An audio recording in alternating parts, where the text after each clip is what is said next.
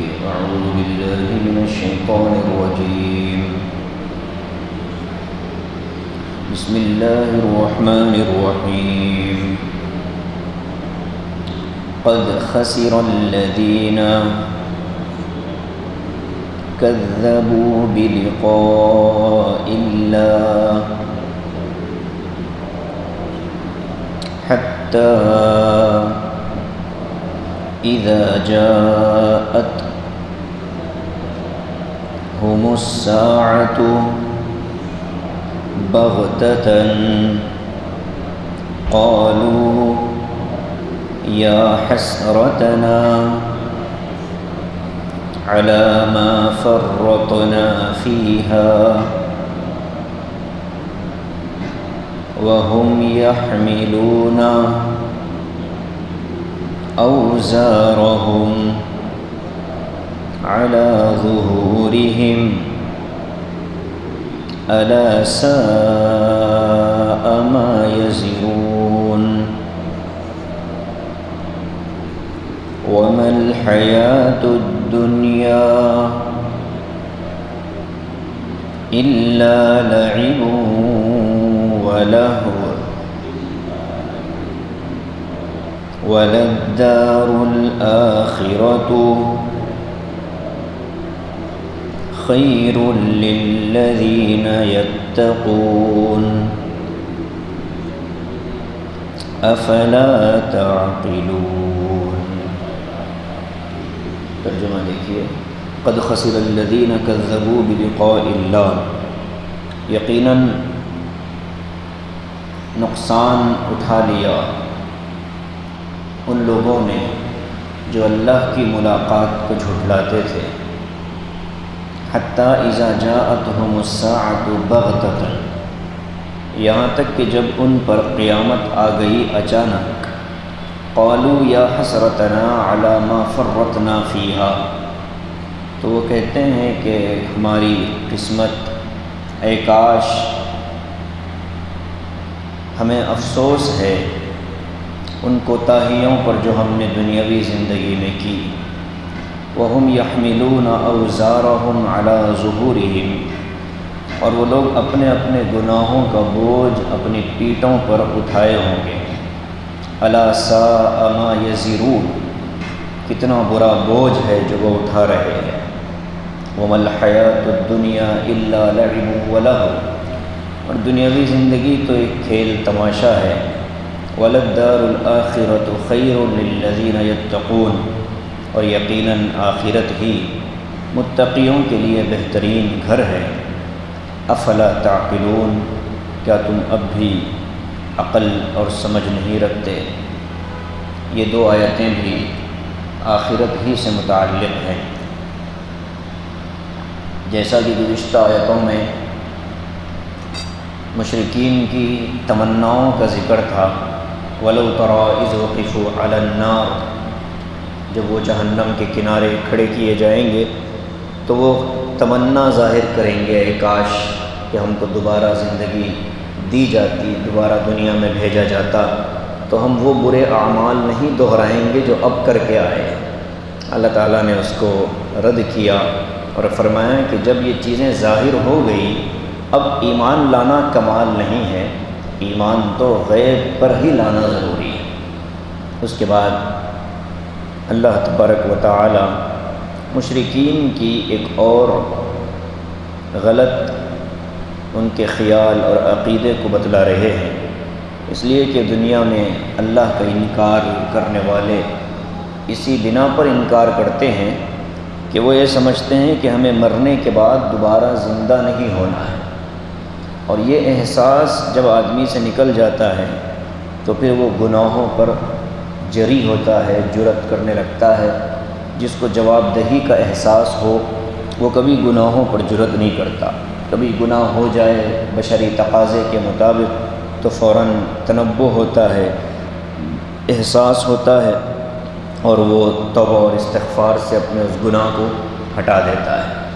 تو اللہ فرماتا ہے کہ ان لوگوں کے لیے بڑا نقصان ہے، خسارہ ہے، گھاٹا ہے کہ جن لوگوں نے اللہ کی ملاقات کو جھٹلایا. تفسیر طبری کے اندر لکھا ہے یہاں تب ملاقات سے مراد صرف ملاقات خداوندی نہیں ہے، بلکہ جنت جہنم، عذاب ثواب، آخرت کے سارے مراحل یہ سب اس کے اندر داخل ہیں۔ تو مشرکین چونکہ جو کچھ تھا ان کے نزدیک اسی دنیاوی زندگی میں ہے، وہ کہتے ہیں کہ ہماری وقالوا ان ہی الا حیاتنا الدنیا، ہماری اپنی زندگی ہے، جیسے چاہے جیے، ہمیں کون روکنے والا ہے، کون ٹوکنے والا ہے۔ تو اس طرح مادر پدر آزاد ہو کر زندگی گزارتے تھے۔ یہ عقیدہ تھا کہ ہمیں دوبارہ زندہ نہیں کیا جائے گا۔ اللہ تعالیٰ فرماتے ہیں کہ یہ غلط عقیدہ ہے، ایسا عقیدہ رکھنے والوں کے لیے نقصان ہے۔ حتیٰ اذا جاءتہم الساعہ، ساعہ قیامت کے لیے استعمال ہونے والا لفظ ہے۔ ساعۃ اقتربت الساعہ، قرآن میں فرمایا گیا ایک اور جگہ قیامت قریب ہے۔ اب یہ جو یہاں ساعت کا لفظ آیا ہے، اس سے یہ سمجھ میں آتا ہے بظاہر کہ یہ جو حسرت ہے کافروں کو، مشرکین کو، نافرمانوں کو، منکرین کو، یہ قیامت کے دن ہوگی، اس لیے کہ قیامت ہی ایسی چیز ہے جو اچانک آتی ہے اور آ کر کے پھر لوگوں کو اللہ کے دربار میں کھڑا ہونے کا ایک موقع ملتا ہے۔ تو یہاں ساعہ کہہ کر ایک تو قیامت بھی مراد ہے، اور حدیث میں جو فرمایا گیا اذا مات العبد فقامت قیامتہ، جب انسان کی موت ہوتی ہے تو وہ بھی اس کے لیے قیامت ہی ہے، اس لیے کہ اب دنیا سے اس کا رابطہ ختم ہو گیا، اب اس کے لیے قیامت ہی کا انتظار ہے۔ دنیا میں ہے تو موت کا انتظار ہے، مرنے کے بعد قیامت کا انتظار، تو موت کو بھی قیامت سے تعبیر کیا گیا حدیث کے اندر۔ یہاں دونوں باتیں مراد ہو سکتی ہیں۔ مشرکین موت پر بھی افسوس کریں گے، کاش علی ما فرطنا فیہا، ہم پر افسوس ہے، کاش کہ ہم کوئی اچھا کام کر لیتے، ہم نے یہاں جو کوتاہیاں کی۔ یہ ہم اردو میں ایک لفظ آتا ہے تفریط، ایک لفظ آتا ہے افراط، افراط و تفریط کا لفظ ہم سنتے ہیں۔ یہاں فرطنا جو ہے یہ تفریط کے معنی میں، کسی چیز کو اس کا پورا حق نہ دینا اور کمی کر دینا۔ افراط کہتے ہیں زیادتی کرنے کو، تفریط کہتے ہیں کمی کرنے کو۔ تو مشرکین کہیں گے کہ دنیاوی زندگی میں ہم لوگوں نے ایمان لانے میں جو کمی اور کوتاہی کی، رسول کی رسالت کا ہم نے جو انکار کر کے کمی کوتاہی کی، آخرت پر ایمان نہ لا کر ہم نے جو کوتاہی کی، ان ساری کوتاہیوں اور کمیوں پر ان کو افسوس ہوگا۔ اس افسوس کے لیے لفظ آیا ہے یا حسرتنا، ہم پر حسرت ہے، ہم پر ہمیں لعنت ہو رہی ہے، ہمارے اوپر ہمیں افسوس ہو رہا ہے۔ تو یہ اپنے آپ پر افسوس کرنا یہ مشرکین کی علامت ہے قیامت کے دن اور مرنے کے وقت میں۔ جہاں ایمان والے ہوں گے، ایمان والوں کا معاملہ کچھ اور ہوگا۔ موت کے وقت ان کو فرشتے بشارتیں سنائیں گے، کہیں گے کہ تم کو ہم بشارت دے رہے ہیں، وَأَبْشِرُوا بِالْجَنَّةِ الَّتِي كُنْتُمْ تُوعَدُونَ، جنت کے جو وعدے تم سے کیے گئے ہم موت کے وقت ہی تمہیں اس کی بشارت دے رہے ہیں۔ اور جب قبر میں داخل کیا جائے گا تو قبر کو جنت کا باغ بنا دیا جائے گا، جنت کے نعمتوں کا اس کو فائدہ اٹھانے کے لیے راستے کھول دیے جائیں گے۔ تو جو قبر میں موجود ہے لیکن جنت کی نعمتوں سے بہرور ہو رہا ہے۔ اور مشرک یہ اپنے آپ پر افسوس کرے گا۔ یا اسفا یا حسرتا، یہ الفاظ عربی زبان میں حسرت اور افسوس اور ناامیدی کے لیے استعمال ہوتے ہیں۔ آگے فرماتے ہیں وَهُمْ يَحْمِلُونَ أَوْزَارَهُمْ عَلَى ظُهُورِهِمْ، مشرکین اور کافر جب قبروں سے نکلیں گے قیامت کے دن تو ان کے اعمال ان کی پیٹھوں پر ہوں گے۔ حدیث میں آیا ہے، متفق علیہ روایت ہے، اللہ کے رسول نے فرمایا صلی اللہ علیہ وسلم کہ مومن جب قبر سے نکلے گا تو اس کے اعمال بہت خوبصورت شکل میں اس کے سامنے ظاہر ہوں گے۔ وہ پوچھے گا کون ہو؟ تو وہ کہیں گے کہ ہم تیرے نیک اعمال ہیں، دنیا میں چونکہ اچھے کام کرتا تھا، آج اچھائی کی شکل میں تو ہمیں دیکھ رہا ہے۔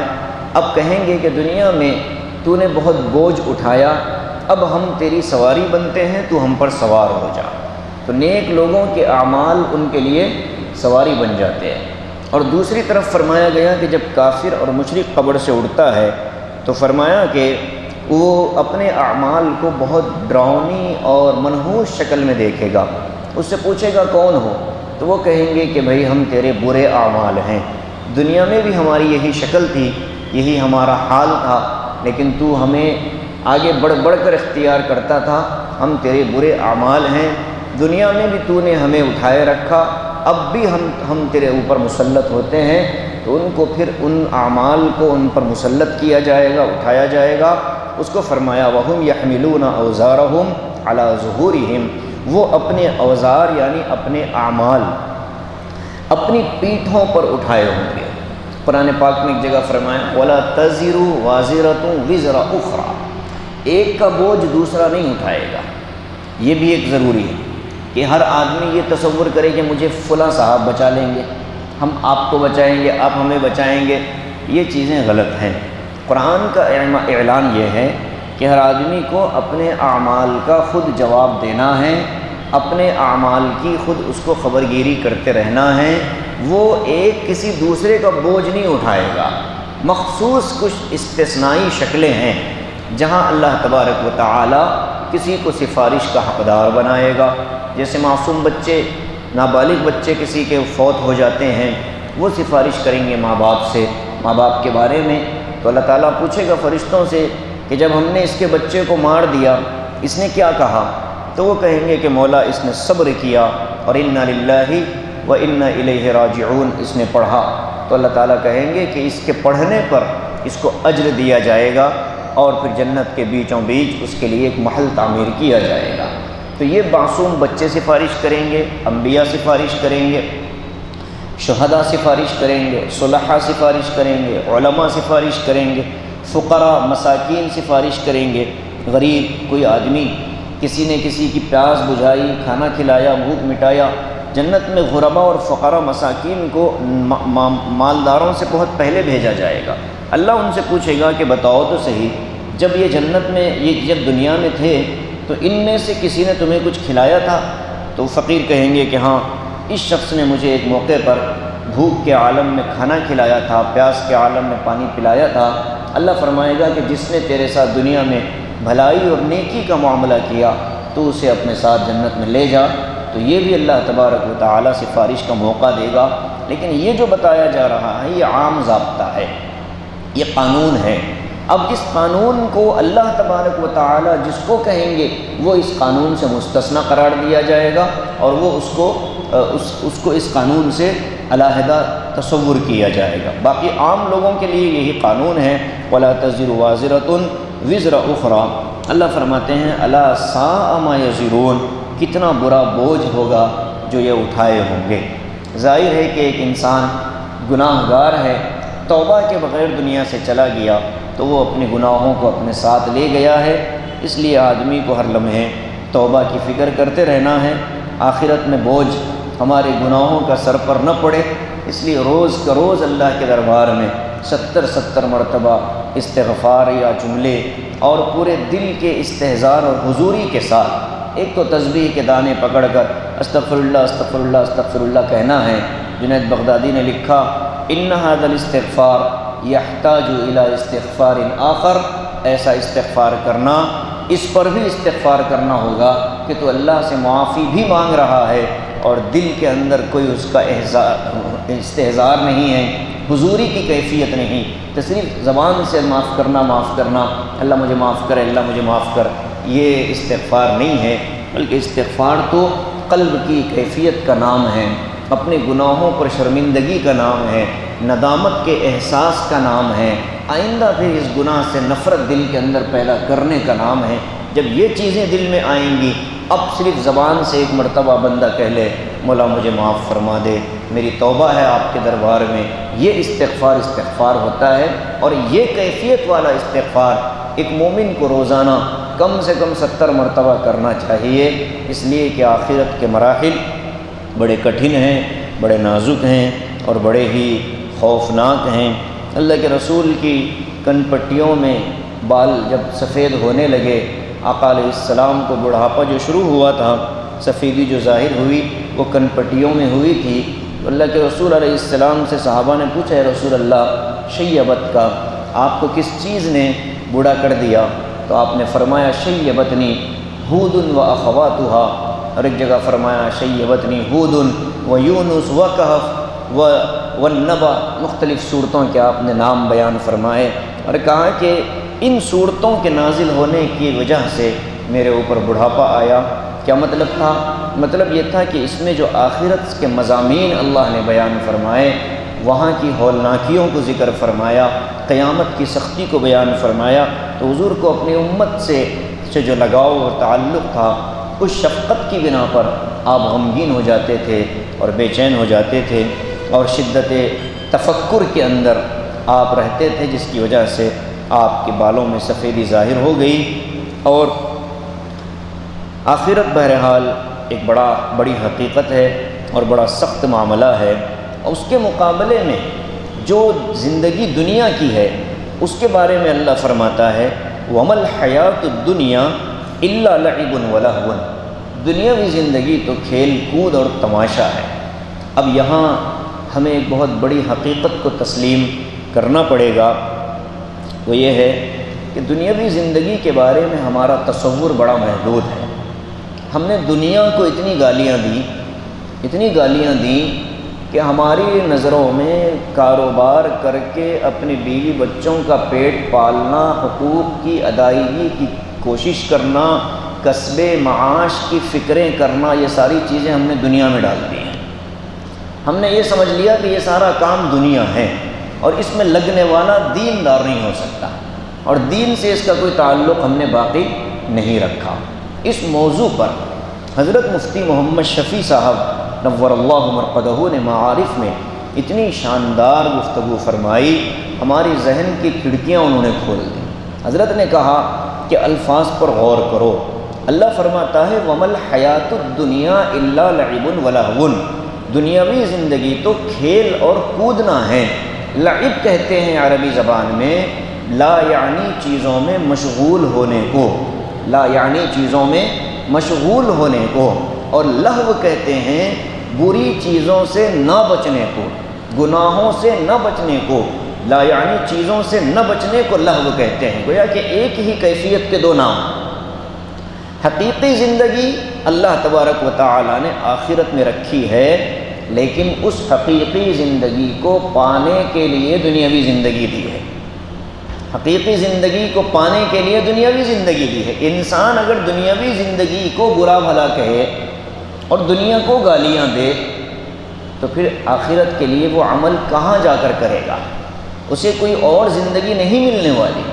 اسی لیے امام جزری رحمۃ اللہ علیہ نے فرمایا کہ اللہ کے رسول کی وہ حدیث کہ دنیا پوری کی پوری لہو و لعب ہے، سوائے وہ کام جو ذکر اللہ میں گزرے، اور آگے فرمایا الا ذکر اللہ او عالما او متعلما، فرمایا کہ ساری دنیا کے کام، یہ جھمیلے، یہ سب دنیا ہے، سوائے وہ کام جو اللہ کی یاد کے لیے کیا جائے، اور وہ عالم جو علم حاصل کرے تو اس کا علم حاصل کرنا بھی ذکر اللہ ہے، اور وہ طالب علم جو علم کے حصول کے لیے نکلا ہے اس کا معاملہ بھی ذکر ہے۔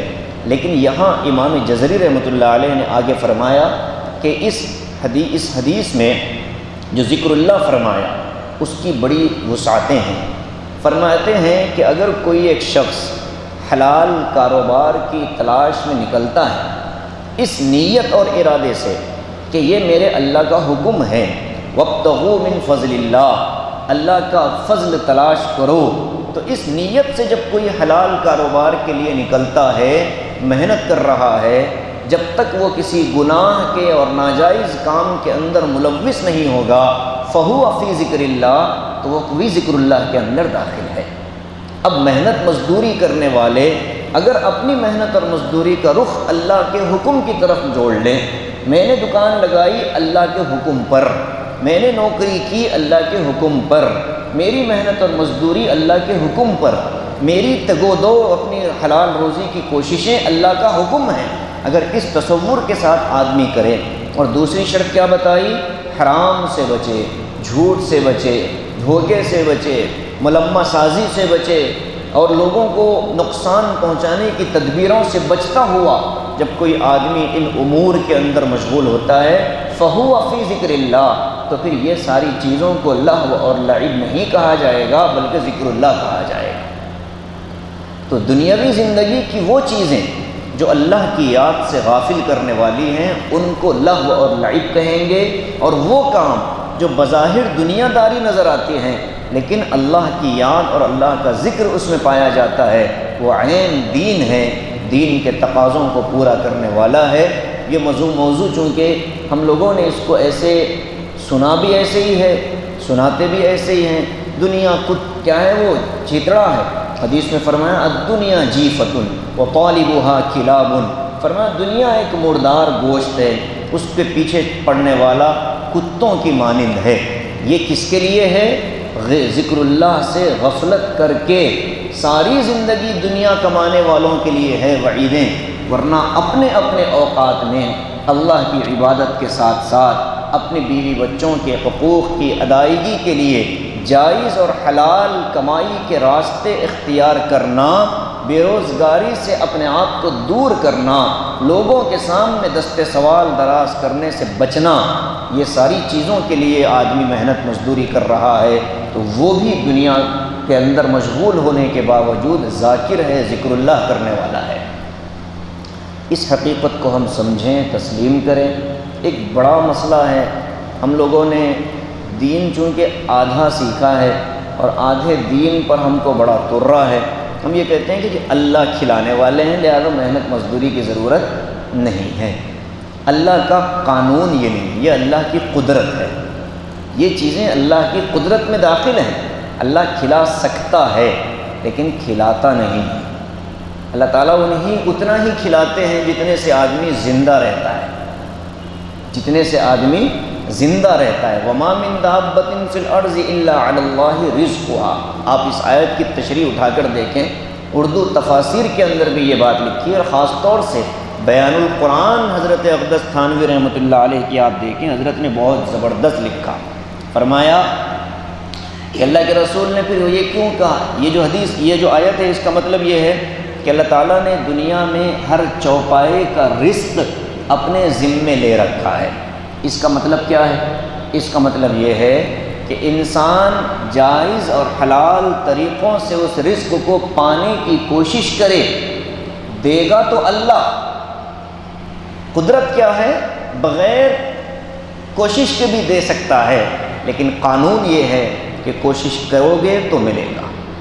قانون اور قدرت، ان دو چیزوں کو آدمی سمجھ لے تو دین کے بہت ساری غلطیوں سے آدمی باہر نکل سکتا ہے۔ ہم نے قدرت کو تو سمجھ لیا لیکن قانون الہی کو ہم نے نہیں سمجھا۔ قانون الہی یہ ہے کہ آدمی کو اپنی روزی روٹی کے لیے کوشش کرنا ہے۔ سورہ جمعہ میں فرمایا جب نماز سے فارغ ہو جاؤ وابتغوا من فضل اللہ، زمین میں نکل پڑو، فانتشروا فی الارض، پھیل جاؤ، اللہ کا فضل تلاش کرو۔ یہاں امت کے جمہور علماء کا متفقہ قول اور فیصلہ یہ ہے کہ یہاں وابتغوا من فضل اللہ سے مراد رزق اور روزی کی تلاش میں نکلنا ہے۔ تو یہ جو اللہ تبارک و تعالیٰ نے فرمایا دنیاوی زندگی کھیل تماشا ہے، تو یہ کون سی زندگی؟ جو اللہ کی یاد کے بغیر گزر جائے، اللہ کی نافرمانی میں گزر جائے، ذکر کے بغیر گزر جائے، کھیل کود میں گزر جائے۔ اور شریعت ہماری اتنی اچھی ہے کہ ہر کھیل کود کو شریعت منع نہیں کرتی۔ جائز کھیل اسلام نے اس کی ترغیب دی ہے، جسمانی ورزش اسلام نے ترغیب دی ہے، تیر اندازی اسلام نے ترغیب دی ہے، گھڑ سواری اسلام نے ترغیب دی ہے، کشتی اسلام نے ترغیب دی ہے۔ ایک اچھے صحت مند مسلمان کی نبی کریم صلی اللہ علیہ وسلم نے تعریف فرمایا المؤمن القوی خیر من المؤمن الضعیف، طاقتور مسلمان کمزور اور مردہ مسلمان سے افضل ہے، بہتر ہے۔ تو یہ ساری چیزوں کو اختیار کیا جائے، شرط یہی ہے کہ آدمی شریعت کے دائرے سے باہر نہ نکلے۔ شریعت کے دائرے میں رہ کر جائز کھیل کھیلے جا سکتے ہیں۔ اللہ کے رسول نے عید کے موقع پر حبشیوں کی تیر اندازی امی عائشہ رضی اللہ تعالی عنہا کو بتلائی تھی۔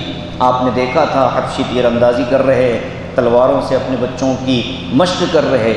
یہ صحابہ کے گھروں کا ماحول تھا۔ نبی پاک صلی اللہ علیہ وسلم کی غربت کو ہم نے بیان تو کیا۔ اللہ کے رسول جب دنیا سے تشریف لے جا رہے تھے تو آپ کے گھر میں تیل بھی نہیں تھا جس سے چراغ جل پڑے، لیکن آپ کے دیواروں پر 9 تلواریں یا 7 تلواریں ٹنگی تھیں اور 3 یا 2 زرہیں آپ کے گھر میں تھیں، گویا کہ بھوکا پیاسا رہنا آپ نے گوارا کیا، لیکن بغیر اسلحے، بغیر ہمت، بغیر حوصلے کے رہنا آپ نے گوارا نہیں کیا۔ تو دین کی وہ تشریح جو صحابہ اور تابعین سے منقول ہے وہی تشریح معتبر ہوگی۔ باقی ہم اپنے مرضی سے نفس کی خواہشات کی غلامی میں آ کر سہولت پسندانہ جو دین ہم لوگوں کے سامنے پیش کر رہے ہیں، یہ بڑا مسئلہ پیدا کرے گا۔ اس لیے اللہ کے رسول کی احادیث کو بھی سامنے رکھا جائے، صحابہ کی تشریحات کو بھی سامنے رکھا جائے، اور پھر اس کے بعد امت کے تابعین کا جو طبقہ ہے انہوں نے اس کا کیا مطلب نکالا، اس کو بھی سامنے رکھیں، تب کہیں جا کر حرکت بھی پیدا ہوگی۔ ورنہ دنیا کا جو تصور ہمارے ذہنوں میں ہے، اس کے بارے میں مفتی شفیع صاحب نے لکھا کہ اگر ایک شخص نماز پڑھ رہا ہے اور حج کر رہا ہے اور حج میں اس کا مقصد صرف دکھاوا ہے، تو حضرت نے لکھا کہ یہ بھی دنیا ہے، یہ دین نہیں ہے۔ اور ایک شخص دکان میں کاروبار میں بیٹھا ہے، حلال اور حرام کی پوری تمیز کر رہا ہے، اور اس کے ذہن میں دل میں نیت یہ ہے کہ یہ میرے اللہ کا حکم ہے اور میرے گھر والوں کے خرچے پانی کے سنبھالنے کا ایک سبب ہے، ذریعہ ہے، تو مفتی صاحب نے لکھا کہ یہ دیندار ہے، دین کے کام میں لگا ہے۔ تو یہ تصور ہم اپنے ذہنوں میں بٹھائیں کہ جو علماء نے سمجھایا اس کو سمجھیں، اور حقیقتاً وہ لمحے جو اللہ کی یاد سے کے بغیر گزرتے ہیں، قیامت کے دن اس پر آدمی کو بڑی حسرت ہوگی، بڑا اس کو افسوس ہوگا۔ وہ ایک لمحہ جو ذکر میں اللہ کی یاد میں گزرتا ہے، اس کا اجر دیکھے گا تو وہ کہے گا کہ کاش پوری زندگی میں کوئی لایعنی بات میری زبان سے نہ نکلتی، بس ذکر ہی کے اندر میں مشغول رہتا۔ اسی لیے فرمایا وہ تاجر، وہ تجارت کرنے والا جس کی تجارت سچائی پر، امانت داری پر منحصر ہو، قائم ہو، وہ قیامت کے دن انبیاء، صلحاء اور شہداء کی جماعت میں اٹھایا جائے گا۔ یہ فضیلتیں کیوں ہیں؟ اسی دنیاوی زندگی میں مشغول رہنے کے باوجود دل کو تقوی کے ساتھ اس نے مزین کیا، تب اس کو اللہ تبارک و تعالی التاجر الصدوق الامین یحشر مع الانبیاء والصدیقین، تو یہ صدیقوں کے ساتھ اٹھائے جانے والا عمل ہے۔ امت میں بے روزگاری جو بڑھ رہی ہے، اس میں کہیں نہ کہیں یہ غلطی بھی ہے کہ اللہ کھلانے والا ہے، تو یہ آدھی معلومات ہیں کہ اللہ کی قدرت کو تو سمجھ لیا لیکن اللہ کے قانون کو نہیں سمجھا۔ کھلاتا اللہ ہے لیکن قانون دنیا کا یہ ہے کہ یہ آپ کو اس کے لیے راستے اختیار کرنے پڑیں گے، آپ محنت کرو، ہم تمہیں روزی کے دروازے کھول دیں گے۔ الکاسب حبیب اللہ، اللہ کے رسول نے فرمایا ہاتھ سے محنت کرنے والا اللہ کا محبوب ہوتا ہے۔ یہ مزدور جو اپنے ہاتھ سے محنت کرتے ہیں، اپنے ہاتھ سے وزن بوجھ اٹھاتے ہیں، یہ اللہ کے محبوب ہیں۔ اگر یہ دین پر شریعت کے مطابق اپنے مزدوری کریں، امانت داری کے ساتھ رہیں، سچائی اور راست بازی کے ساتھ رہیں، ورنہ تو بھائی بغیر دفتروں میں گئے دستخط کر کے حرام کمائی کرنے والے بھی بہت سے نظر آتے ہیں، وقت پورا نہیں دیتے لیکن پورے وقت کی تنخواہ اٹھا کر حرام اپنے گھروں میں اپنی اولادوں کو کھلانے والے بھی ہمارے سامنے نظر آتے ہیں۔ تو یہ دیندار نہیں ہیں، یہ پکے دنیا دار ہیں جو دین کا چولا، دین کا لباس اور دین کا نام بدنام کر رہے ہیں۔ وہ مزدور اس سے زیادہ اللہ کے نزدیک محبوب ہے جو بھوکا پیاسا اپنے وقت کو، جس کو جو اس نے وقت دیا ہے، اس پورے وقت کو امانت داری کے ساتھ استعمال کرے، اور جس کے ساتھ معاہدہ ہوا اس معاہدے پر اترے، اس کو بہانے اور اعذار کی نظر نہ کرے۔ وہ مزدور اللہ کی نظروں میں زیادہ دیندار ہے، محبوب ہے۔ اس لیے حلال اور حرام کے معاملے میں بڑا آدمی کو چوکنا رہنا ہے۔ وہ دنیاوی زندگی جو اللہ کی یاد سے غافل ہو، وہ بہرحال لہو ہے، لعب ہے، اور آخرت وللدار الآخرہ خیر للذین یتقون، اور یہ جو متقی ہیں، جو یہاں دنیا کے اندر تقوی کے ساتھ زندگی گزارتے تھے، ان کی تجارت تقوی والی، ان کی نوکری تقوی والی، ان کی عبادتیں تقوی والی، ان کا معاشرت تقوی والا، ان کے اخلاق کے اندر تقوی، ان کے لین دین کے اندر تقوی، ان کے معاملات کے اندر تقوی، یہ جو دنیاوی زندگی میں تقوی کے ساتھ جئیں گے، اللہ کہتے ہیں چونکہ یہاں بہت ساری چیزوں سے اپنے آپ کو روکتے تھے، جائز ہوتا استعمال کرتے، ناجائز ہوتا کروڑوں کی تعداد میں ہوتا تو اس سے اپنے آپ کو دور کرتے تھے، یہاں بچ کر زندگی گزاری۔ اللہ فرماتا ہے کہ آخرت کا جو گھر ہے یہ ایسے متقیوں کے لیے بہترین گھر ہے۔ افلا تعقلون، کیا تم کو عقل نہیں ہے، سمجھ نہیں؟ یہ افلا تعقلون اللہ تبارک و تعالی نے ایمان والوں سے بھی فرمایا اور کافروں سے بھی فرمایا کہ تم کفر کرتے ہو اللہ کو چھوڑ کر، شرک کرتے ہو اللہ کو چھوڑ کر، تو پھر تمہیں آخرت کے گھر کی اور کامیابی کی تم کو کوئی ضرورت نہیں ہے؟ کیا اتنی عقل نہیں ہے تم کو؟ اگر یہاں ہمیشہ رہنا ہوتا تو ٹھیک کی بات، یہاں سے تو آدمی کو جانا ہے، کہیں نہ کہیں تو آدمی جا رہا ہے، جنت سے آیا تھا، جنت ہی اس کا ٹھکانہ ہے، اتنی عقل تمہارے پاس نہیں ہے؟ آگے کی آیتوں میں اپنے حبیب صلی اللہ علیہ وسلم کے قلبی حزن و ملال کو اللہ تبارک و تعالی نے دور فرمایا ہے۔ بہرکیف اللہ تعالیٰ آخرت کی رسوائیوں سے ہماری حفاظت فرمائے اور ہمارے اپنے اعمال کو ہمارے لیے بوجھ نہ بنائے، بلکہ اللہ تعالیٰ ہمارے اعمال کو ہماری آخرت کی سواری بنا دے اور قیامت کے دن دنیاوی زندگی کو لہو و لعب کے اندر مشغول کرنے والوں میں ہمیں شامل نہ فرمائے، بلکہ تقوی اور طہارت کے ساتھ زندگی گزارنے والوں میں اللہ ہمارا حشر فرمائے۔ آمین وآخر دعوانا ان الحمد للہ رب العالمین۔